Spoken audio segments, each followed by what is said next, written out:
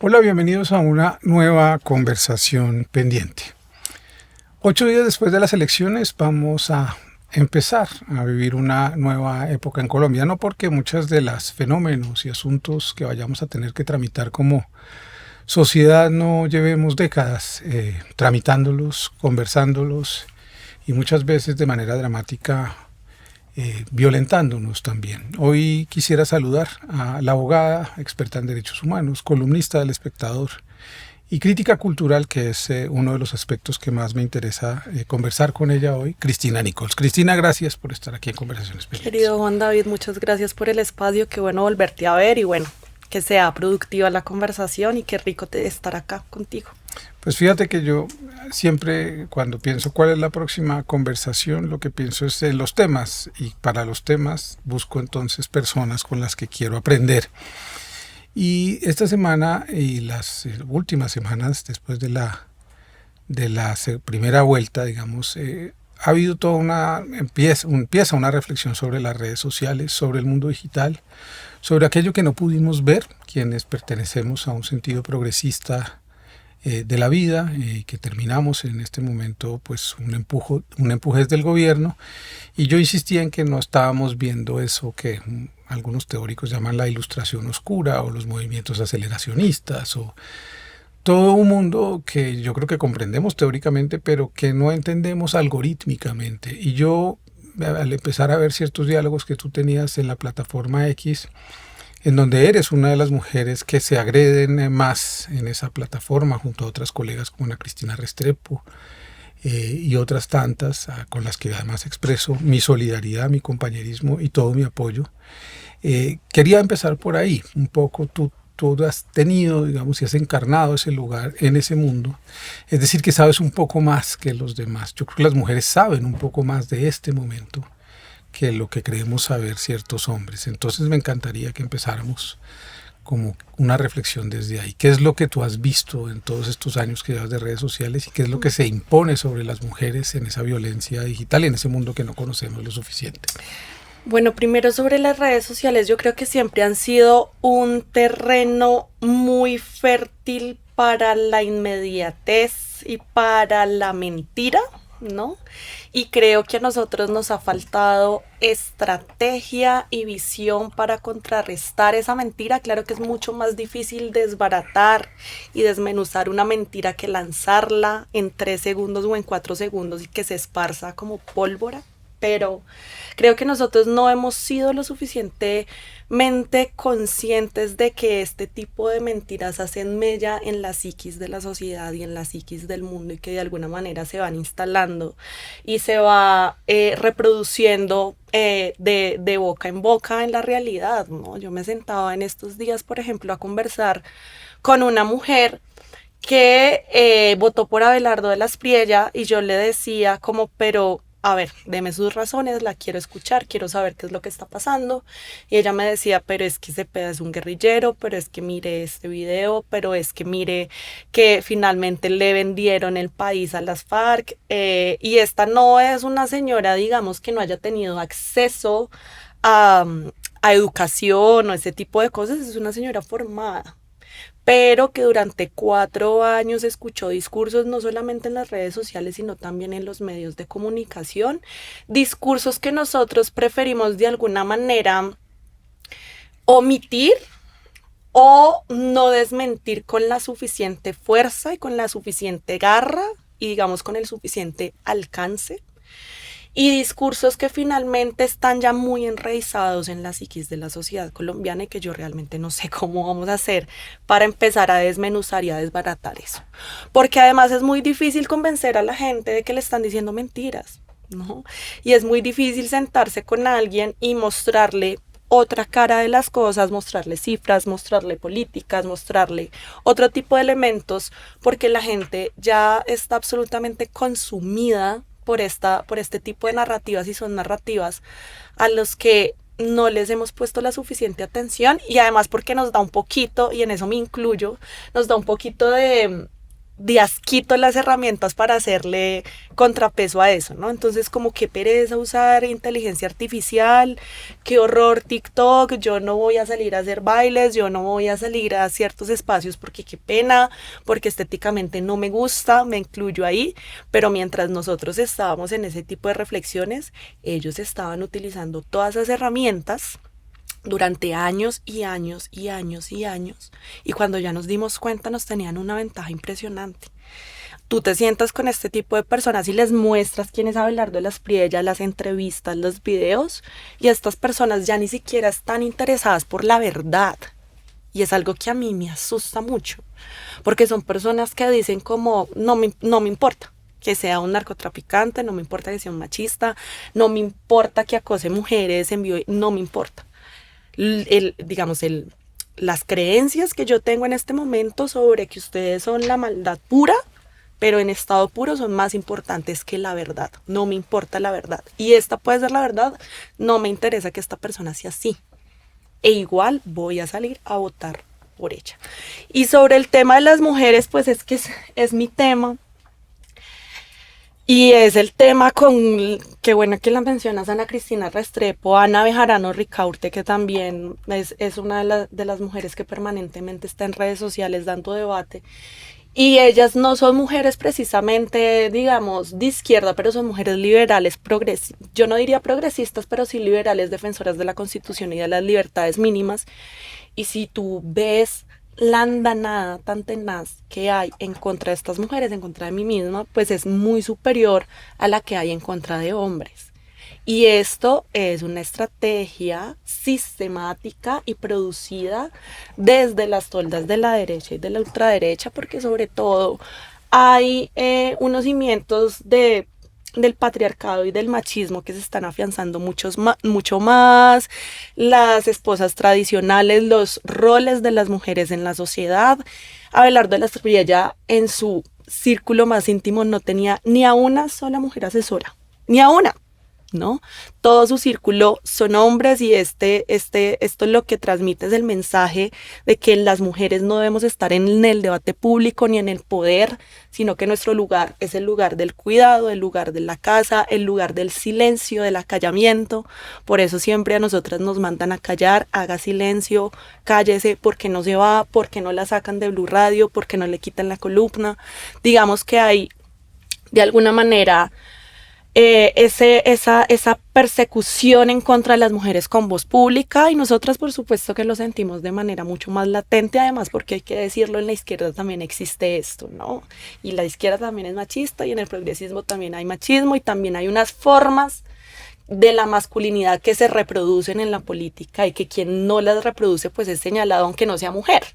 Entonces, si quieres más adelante hablamos de Iván y cómo algunas de esas formas fueron asociadas con la debilidad y con lo suave y por ende con lo que no debería estar en política.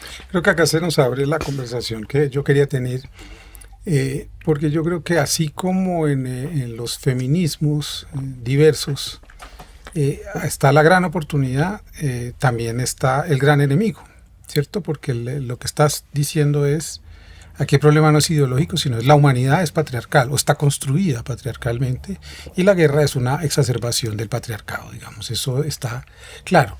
Hay cosas que tenemos que empezar a conectar, me parece, y que ustedes han señalado, y me parece que las vemos como fenómenos distintos, pero son un mismo fenómeno.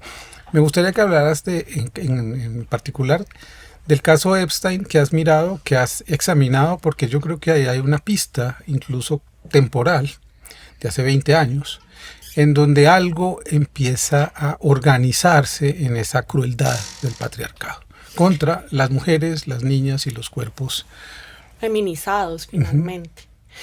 Pues es que yo este tema lo hemos tratado tanto, lo hemos conversado tanto, y te digo, lo hemos conversado tanto entre mujeres muy diversas, ¿no? Ojo que esto no son solamente las mujeres liberales o las mujeres progresistas, porque las mujeres que hacemos parte de la plataforma del Pacto No Silencio somos mujeres incluso que yo creo que hay algunas de centro derecha, no sé si alcanza a ver derecha, puede que sí, pero incluso mujeres de centro derecha. Pero entendemos que el patriarcado y la crueldad se han ensañado tanto con los cuerpos feminizados que al ver este horror nos vemos como completamente, por supuesto, sorprendidas, pero al mismo tiempo es la, digamos, la exacerbación de todo lo que vivimos todos los días, ¿no? Ahí hay varias cosas. Yo pensaba en este señor y en esa isla como la encarnación del mal total y también la encarnación de todos los vicios de nuestra sociedad. Porque yo sí creo aquí que somos aquí... ultra pedagógicos porque yo quiero desmenuzarlo todo Listo. para que lo cuenta qué es esa isla, ese señor. Bueno, Epstein es un aunque parezca tipo que lo sabemos todo, creo que esa es nuestra responsabilidad. Es un tipo de la sociedad, de la alta sociedad estadounidense que tenía una isla en donde sodomizaba, humillaba, violaba, torturaba mujeres esencialmente, pero también hay noticias de niños e incluso de bebés que han salido en los archivos recientemente liberados por el Departamento de Justicia de Estados Unidos. El pacto que hicimos varias mujeres con voz pública en Colombia, que se llama el Pacto de No Silencio, es un pacto en donde le exigimos a Andrés Pastrana Arango, expresidente de Colombia, que tuvo relaciones con Epstein, viajaron en un avión juntos. A Gillian, la esposa de Epstein, se le vio en Colombia pilotando helicópteros de la fuerza pública y tomándose fotos con Pastrana. Estas mujeres lo que hicimos fue hacerle 20 preguntas sobre su relación con este señor, la isla y la esposa de este señor. Entonces, vamos a los vicios. A los vicios que para mí, Cristina, se materializan en esa isla. Se materializan los vicios de una sociedad a quien es imposible decirle que no a los deseos de un hombre blanco y rico. Los hombres blancos y ricos incuban deseos cada vez más monstruosos y la sociedad es incapaz de decirles que no, que hasta acá. Entonces, al no decirles que no, que pueden tener países, islas, petroleras, diamantes, lujos, ropa, viajes a la luna, al no poder trazar límites, el deseo se vuelve más y más monstruoso y más acaparador. Entonces, si yo puedo ir a la luna pagando este dinero, ¿yo por qué no puedo tener el cuerpo de esta persona? ¿Yo por qué no puedo tener la dignidad de esta persona? ¿Yo por qué no puedo tener un bebé y hacerle cualquier cantidad de cosas a mi antojo? ¿Y quién me dice que no lo puedo hacer? ¿Y por qué no voy a poder hacerlo? Si toda la sociedad está de alguna manera construida de forma tal de que a mí nunca se me diga que no. Y cuando se me dice que no, pues más lo deseo y más lo consigo, ¿no? Entonces ese deseo tan monstruoso y tan acaparador me parece una cosa que nosotras y nosotros debemos estudiar y sobre todo también en este tiempo porque, por ejemplo, Elon Musk ahorita es el primer ser humano trillonario, creo que es, sí, trillonario de la historia de la humanidad. ¿Y quién le dice a este señor que no? ¿Y quién ha hecho una reflexión sobre la inmoralidad absoluta que encarna ese deseo de acapararlo todo y lo inmoral que es que un solo ser humano concentre los recursos de millones y millones de personas en el mundo? ¿Y quién dice que no? ¿Quién le dice que no hace deseo? Entonces creo que es importante que podamos también cómo estudiar cómo funcionan esas dinámicas del deseo en un sistema capitalista, en un sistema patriarcal y en un sistema en donde los cuerpos más vulnerados y los cuerpos más señalados y los cuerpos más humillados son los cuerpos feminizados, ¿no? Los de las mujeres, pero también los de las diversidades sexuales, los de los hombres que no, de alguna manera no se ciñen a esa masculinidad ahora alfa que se levanta a las 5 de la mañana, como la violencia se ciñe con más fuerza en estos cuerpos, ¿no?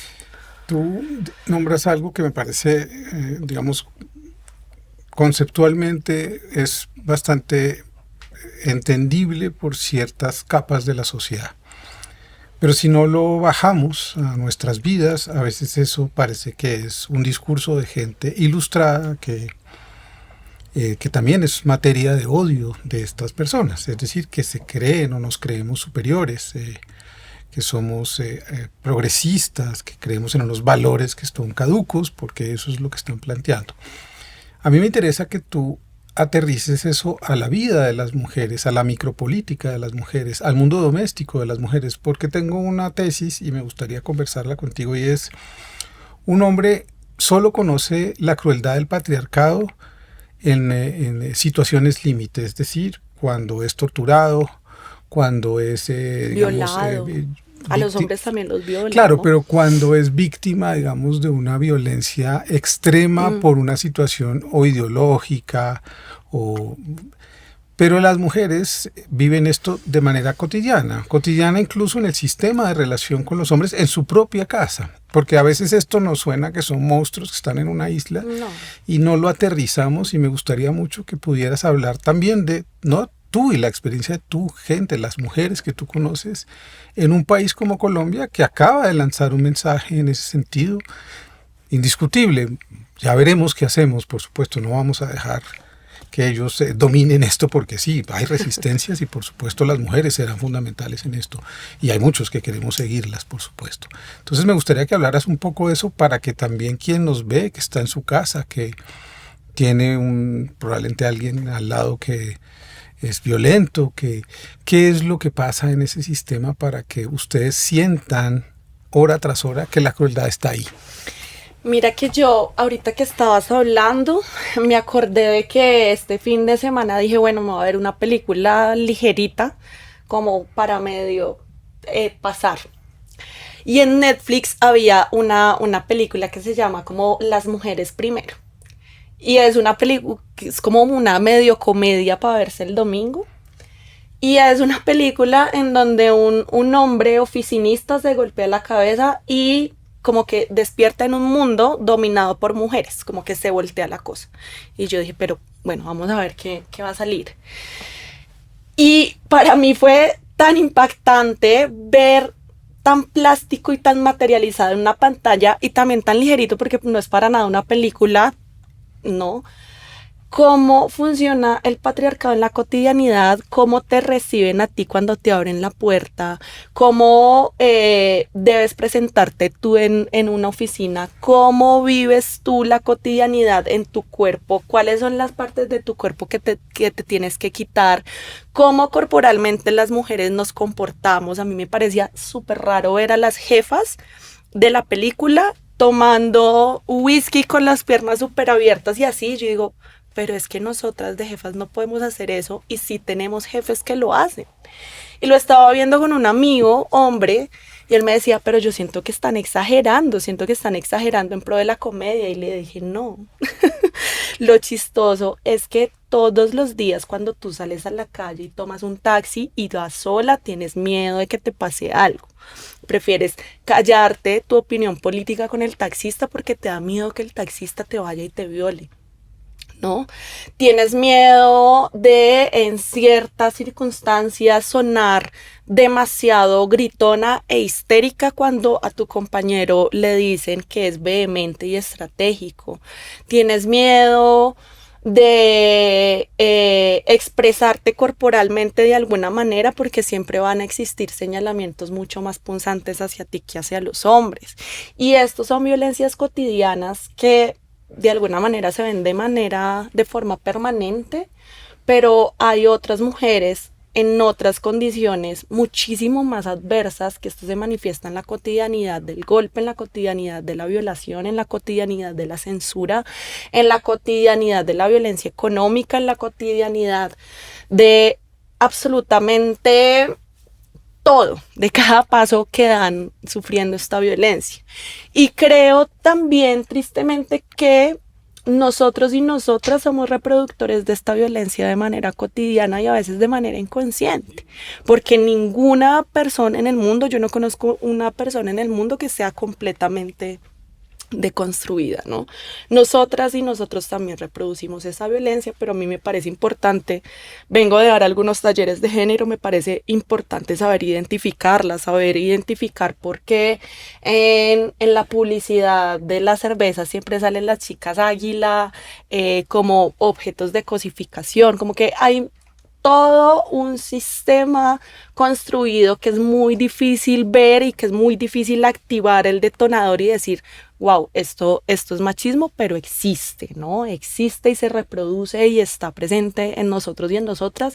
Y sí que está presente en las mujeres de la política porque es un espacio casi que vetado para nosotras y casi que exclusivamente masculino, y casi que las mujeres que están en política tenemos que reproducir las formas masculinas de hacer política, y tenemos que hablar duro y tenemos que hablar fuerte, y aquí voy a mencionar a una Claudia López a la que le agradezco lo que acaba de hacer, pero decir a esta gente hay que llenarla de plomo todo el que le quepa, ¿no? Como que ese tipo de expresiones muy masculinizadas del adversario, del enemigo, de lo que asociamos con la fuerza, de lo que asociamos con el liderazgo, o veamos a Paloma Valencia imitando el acento de su padre, como dice ella, ¿no? De Álvaro Uribe, como las mujeres tenemos que adoptar ciertas formas de la masculinidad para estar en política.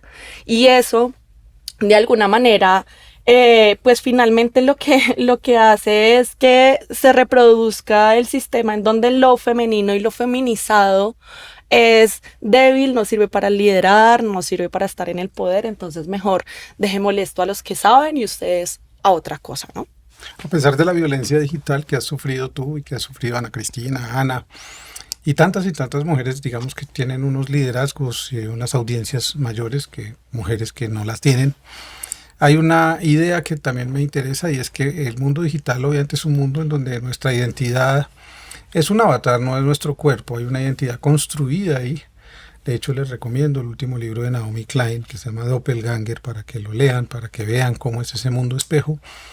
Y en esa identidad ustedes tienen la oportunidad de contestar de otra manera, pero me interesa que tú has comparado cómo son los debates entre hombres políticamente y cómo son los debates con ustedes, los argumentos también contra esos avatars, que no son cuerpos, digamos, se pueden violentar en lo físico, mentalmente, porque creo que por ahí también va la estrategia. Vamos a asistir a un momento de ataques morales sistemáticos, ya no es solo lo legal es una parte de esto.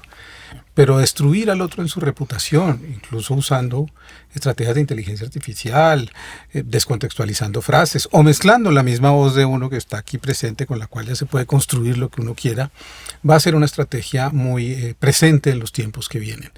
¿Cómo es eso que ustedes ya vivieron? Ustedes vienen del futuro, digamos. Eso es lo que yo quiero. Sí. Claro. Y eso es lo que tenemos que empezar a aprender de las mujeres, porque si no entendemos eso, vamos a seguir reaccionando como si esto fuera una batalla a ver quién es más fuerte, y creo que ahí nos vamos a equivocar. Eso es, digamos, mi teoría, ¿no? Si no aprendemos del feminismo es en ese sentido, es como uno resiste con inteligencia. Entonces me gustaría un poco que miráramos ese mundo en donde tú ya no eres esta Cristina aquí sentada, sino la Cristina que se ha construido especularmente en esas redes, y qué es lo que enfrenta esa Cristina frente a esos debates que son tan brutales. A ver, un poco, ahorita que lo mencionas, yo creo que un poco sí, yo creo que nosotras un poco sí que venimos del futuro y sí que sabemos cómo se implementan estas estrategias masivas y avasalladoras en contra de figuras y de voces que de alguna manera tienen ideas distintas, ideas progresistas, y sí que hemos aprendido a las buenas o a las malas a resistir a eso y también a construir comunidades que saben identificarlo, ¿no? Es que primero que todo, yo creo que es fundamental que nosotros y nosotras desde el progresismo entendamos que las comunidades digitales son comunidades que se trasladan a lo real. Dejemos de pensar que esto es solamente personas que están escribiendo en un teclado, porque estas personas que escriben en un teclado luego van y votan, o estas personas que escriben en un teclado luego van y cogen un bate para amenazar a otras que no piensan como ellos, ¿no? Entonces, pensemos en la digitalidad como otro espacio de la realidad. Ahí se disputan espacios de la realidad.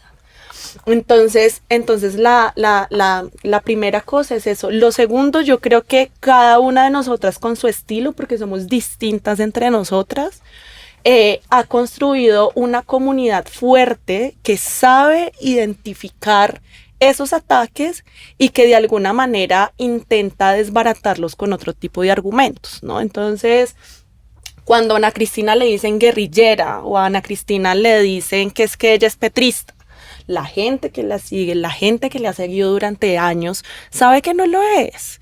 Y sabe que ha sido crítica con algunas cosas del gobierno Petro y tienen todo el acervo material para demostrar que Ana Cristina no es ninguna guerrillera y que de alguna manera eso son estrategias masivas para desprestigiarlo.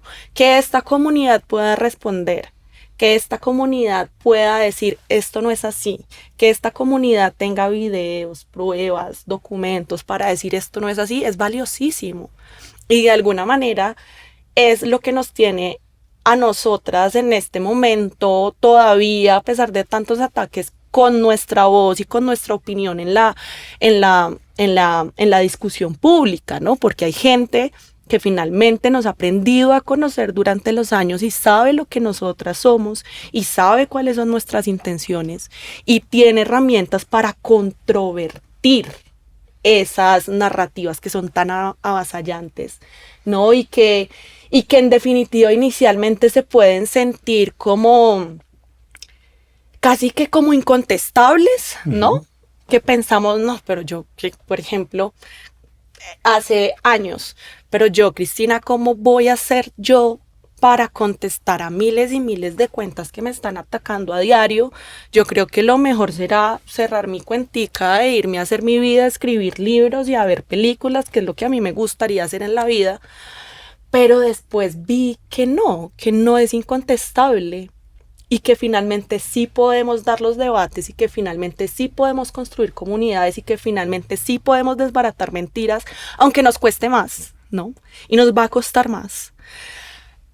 Sí podemos conservar nuestra voz en el escenario público y sí hay gente dispuesta a escucharnos y sí hay gente dispuesta a cuestionar y sí que hay gente también dispuesta a defendernos, no porque yo sea Cristina y no porque Ana Cristina sea ella, sino porque están defendiendo también su propia voz y su lugar en un circuito democrático.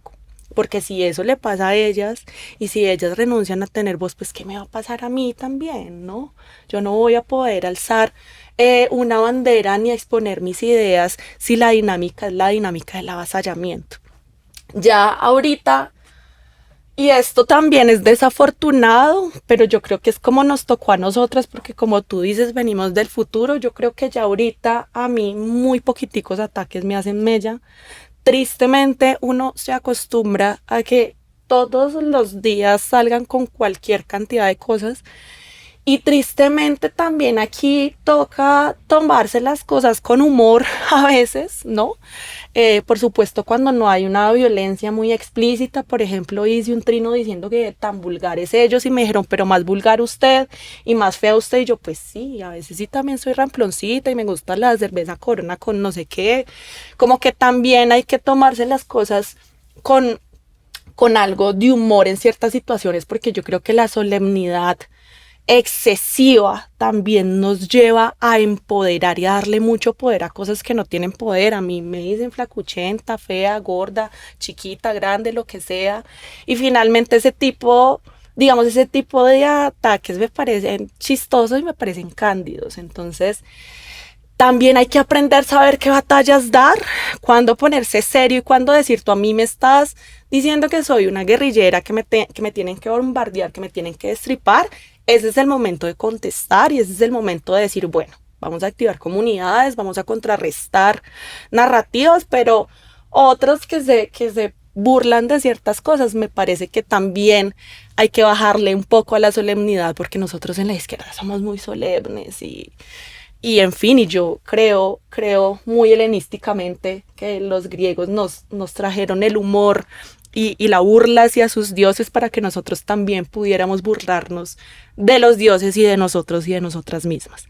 Entonces también hay cosas a las que uno se acostumbra finalmente y ya ni les pone cuidado y sigue con su vida. Porque si nos ponemos nosotras a revisar punto por punto las cosas que nos dicen, nosotras terminamos en la Monserrate. O sea, terminamos en la Monserrate porque es que esto es una cosa masiva. El proyecto de esa isla es el proyecto de una cultura milenaria. Una isla es una utopía. Los tecnofascistas construyeron una utopía y esa utopía consiste en acabar la democracia, acabar con los límites y obviamente exacerbar el capitalismo hasta destruirlo, pero para convertirlo en una autocracia dominada por ellos, en donde las máquinas y nuestra relación con las máquinas pues nos vigilen, nos controlen y ellos tengan ese control. Sé que suena para mucha gente todavía imposible, pero ese es el verdadero proyecto y basta leerlos, investigarlos para saber que eso está ahí.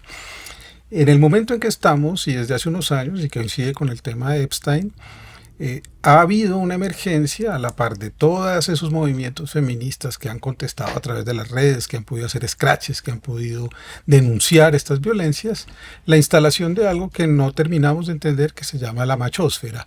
La machósfera es un proyecto cultural que considera que las mujeres evidentemente pues fueron las que están produciendo estas disonancias cognitivas, desordenaron, digamos, lo que estaba ordenado y que en ese sentido sus relaciones, las relaciones de los hombres llenas de traumas con las mujeres, evidentemente son el principal enemigo. Yo por eso quiero hablar más con mujeres. Siempre, obviamente en este espacio hay una alternancia casi que permanente entre hombre y mujer, pero hoy creo que el tema tiene que crecer más, porque en el proyecto de la machósfera, que muchos se niegan a que conversemos abiertamente, creo que hay algo que investigar. ¿Qué es ese proyecto? ¿Cómo te ha tocado a ti?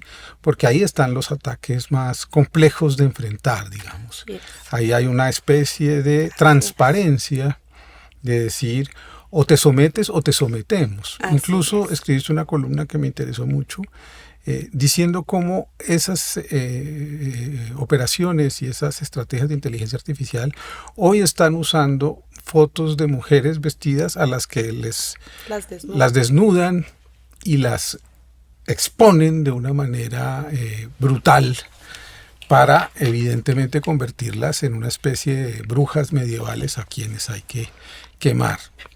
Así es que ese proyecto, digamos, y ese espacio de la machósfera a mí me interesa muchísimo porque, por supuesto, nosotros hemos sido víctimas de ese, digamos, de esas infraestructuras desde hace mucho tiempo, mucho, ¿no? Nosotros pensamos que esto es algo nuevo, que esto es algo que apenas se está configurando y no, viene desde hace mucho tiempo y lo primero es que hay unas masculinidades heridas, hay unas masculinidades hegemónicas heridas, en donde el feminismo entra con relatos de, no me gusta la palabra, pero vamos a decirla así porque se ha hecho conocida, de empoderamiento femenino, en donde las mujeres tenemos la capacidad y la posibilidad de salir a trabajar, de ser autónomas, de no necesitar un hombre para que nos provea económicamente, en donde muchas ahorita, en muchos espacios del mundo están diciendo yo prefiero estar sola, tener un hombre violento a mi lado, qué rico vivo yo en mi casa tomando vino con gatos.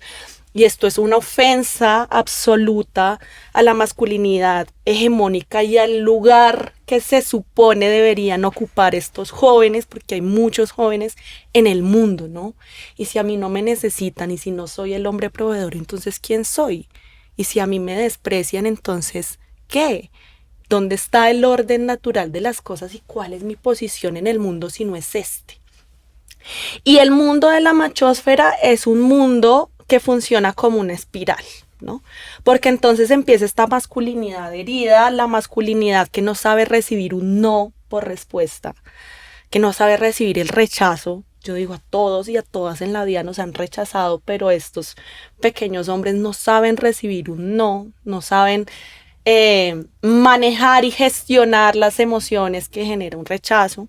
Entonces aparecen en redes sociales un montón de figuras diciéndole, pero es que tú eres el macho alfa, tú estás destinado naturalmente por el orden natural de las cosas a tener un lugar importante. Si tú te levantas a las 5 de la mañana y sales a trotar, haces ejercicio y desayunas 3 huevos con pan y aguacate y te echas hielo en la cara y tienes ciertas actitudes, vas a poder ser exitoso, vas a poder ser la mejor versión de ti mismo, ¿no? Y aquí viene un sentido también hiperindividualista que creo que es importante que tratemos, y es: tú mismo te puedes salvar a ti mismo, puedes ser el mejor. Si te esfuerzas vas a ser millonario, si te esfuerzas tú mismito solo, mientras los demás están tomando trago o leyendo en conjunto o haciendo cosas, tú estás solo en tu casa estudiando y trabajando. El hiperindividualismo, ¿no? Que está muy relacionado con el narcisismo. Entonces te salen con estos relatos del hombre alfa, pero después te viene la andanada que algorítmicamente está demostrado así en varios estudios, la andanada antifeminista. Las culpables de que tú te sientas despojado de tu lugar en el mundo son las mujeres, son las feministas. Míralas, ellas te están quitando tus derechos, te están quitando tu lugar, están desordenando lo ordenado, están dañando de alguna manera la armonía que existe y que debería existir en el mundo. Ellas son el enemigo. Y después, en una tercera capa, vienen las plataformas y las infraestructuras de radicalización política, ya casi, y te lo digo porque yo estoy estudiando este tema en mi maestría ahorita de estudios culturales, en la radicalización política casi que hacia el nazismo y hacia el fascismo, ¿no? Y en la recuperación absoluta de este sujeto masculino hegemónico, camisa negra, combate y con fuerza para imponerse, ¿no? Y ahí vienen los discursos libertarios y ahí vienen los discursos de eliminación de los derechos fundamentales, no solamente de las mujeres, sino de toda la población que no se acomode a esos estándares. Ahí viene un fascismo de forma y de fondo. Entonces la machósfera empieza levantando a los muchachos a las 5 de la mañana a hacer lagartijas y termina en la radicalización fascista. Esto funciona como una espiral y así va funcionando. Y así mismo van funcionando los ataques en redes sociales, ¿no? Porque empiezan como feminazi no sé qué y ya vamos en que hay que destripar al otro y a la otra, ¿no? Entonces estos son procesos que se vienen gestando y que nosotros tenemos que ponerle muchísimo cuidado también. ¿Y dónde se están gestando? En la digitalidad. La digitalidad que le habla a las personas desde que se levantan a las 6 de la mañana hasta que se acuestan a las 10 de la noche. Y les está hablando también desde la inteligencia artificial, que mi última cruzada en la vida yo creo que será contra la inteligencia artificial, porque es que realmente lo que escribía en esta columna es que la inteligencia artificial no es neutral, ¿no? Que muchas personas creen que es neutral y le pregunto a una máquina. La inteligencia artificial está construida a partir de millones y millones de datos que unas personas humanas de carne y hueso le depositaron. Y los dueños de esta inteligencia artificial son los tecnofascistas que están dotando a la inteligencia artificial de discursos racistas, clasistas, misóginos, para que los reproduzcan de manera libre en todo el ciberespacio. Entonces ponías el ejemplo de lo que pasó hace unos meses en Twitter, en X, y es que un movimiento de la machósfera agarraba fotos de mujeres líderes, de mujeres políticas, de mujeres feministas, y les pedía a Grok, que es la inteligencia artificial de X, que las desnudara, ¿no? Quítales la ropa. Y Grok no tenía absolutamente ninguna restricción comunitaria para hacer eso, y empezaron a rodar miles y miles y miles de fotos de mujeres desnudas o en traje de baño. ¿Cuántos datos tuvo que recibir Grok previamente para construir esas imágenes? ¿Cuántas personas tuvieron que llenar a esa inteligencia artificial de millones y millones y millones de fotos de mujeres desnudas para que con gran facilidad pudiera producir esas imágenes sin ninguna restricción? Esto no es neutral. esto es una de las herramientas más de Elon Musk, de Jeff Bezos, para implantar un sentido común clasista, misógino y racista. Y lo tenemos que ver así, ¿no? Y además para sustituir la inteligencia humana y para sustituir el pensamiento crítico que tanta falta nos hace en este tiempo. Son millones de jóvenes que sí, de alguna u otra manera, y personas en Colombia que de alguna manera o no advirtieron esto o están adentro de esto.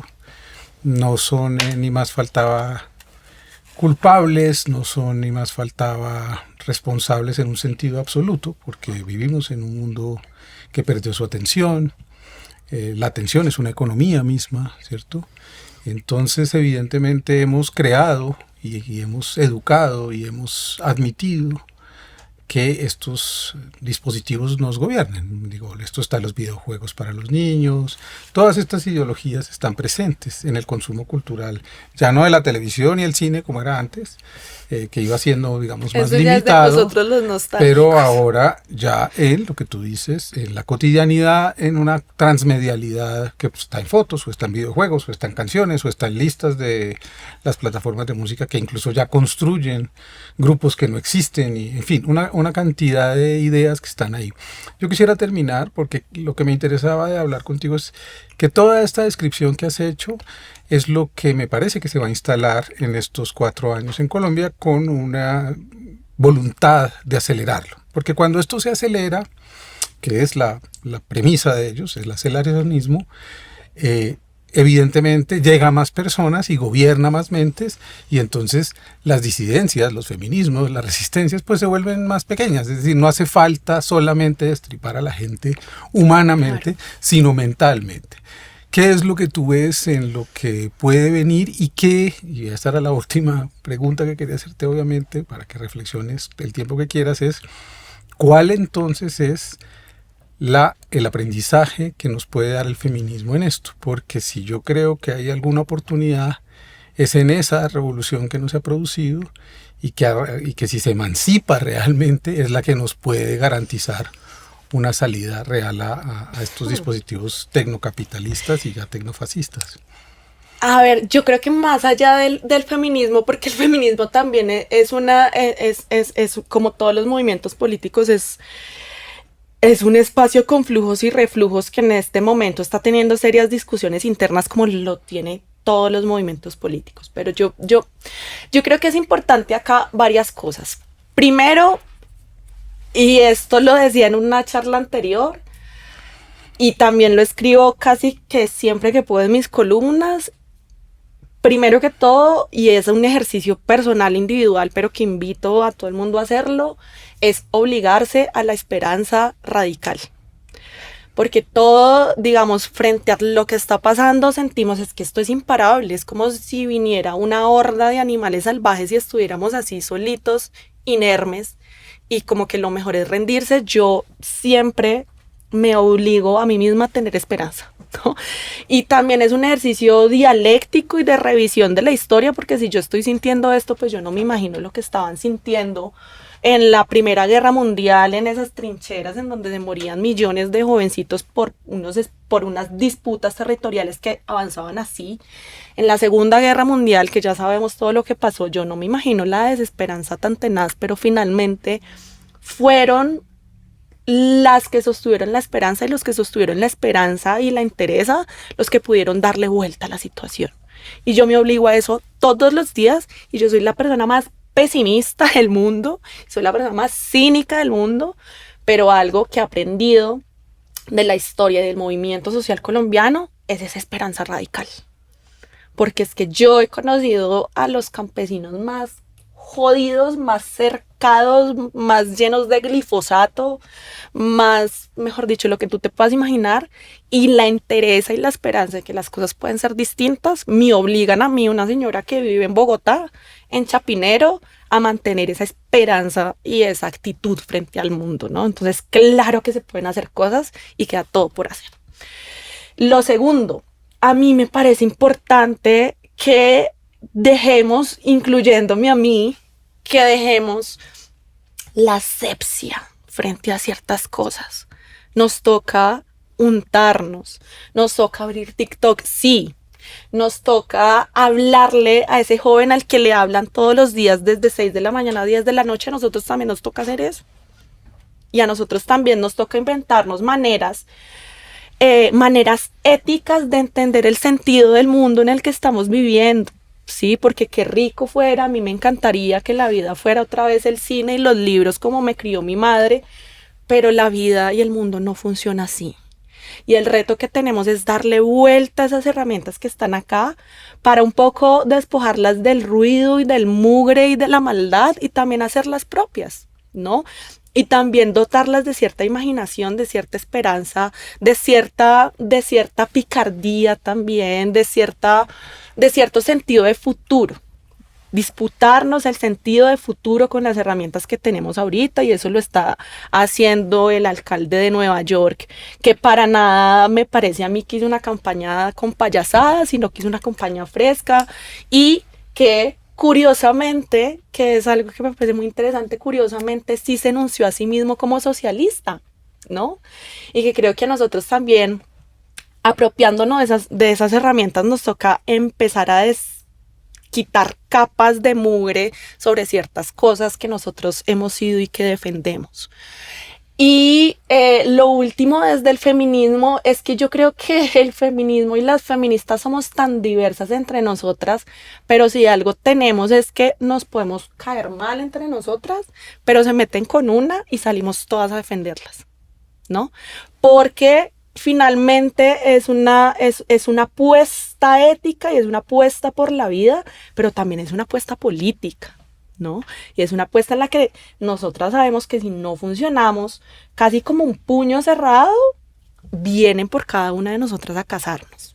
Entonces yo creo que ese sentido plural, porque somos absolutamente distintas entre nosotras, pero ese sentido también de unidad y de, bueno, acá nos toca unirnos en frente de lo que nos está pasando, es un sentido que nosotros debemos apropiarnos con muchísima más profundidad. Yo ahorita ya estoy viendo un montón de ataques de allá para acá, no sé qué, y es como, este no es el momento. Podemos hacer críticas, yo espero que para eso se dispongan los canales necesarios para hacer las críticas, ¿no?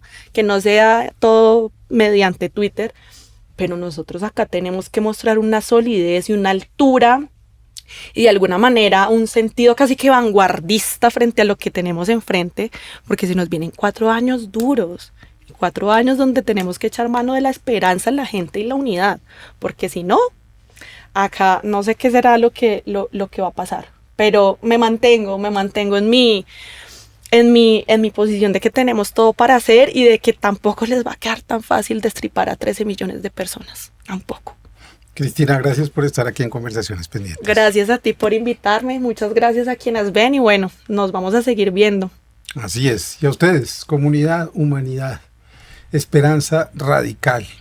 Imaginación, hay que imaginar lo que a veces creen otros que es absurdo. Ellos lo imaginaron. Ellos creyeron en este mundo que hoy nos domina. Si no, basta leer las corrientes de ciencia ficción de los años 90, el cyberpunk y una serie de estéticas que parecían simplemente estéticas artísticas y que se impusieron hoy como filosofías del mal y de la crueldad. Podemos imaginar con esperanza radical, con belleza, y no olvidemos, estemos juntos. Este no es el único mundo. Nos vemos en la próxima Conversación Pendiente. No para tener la razón, pero sí para llenarnos de razones. Chao, chao.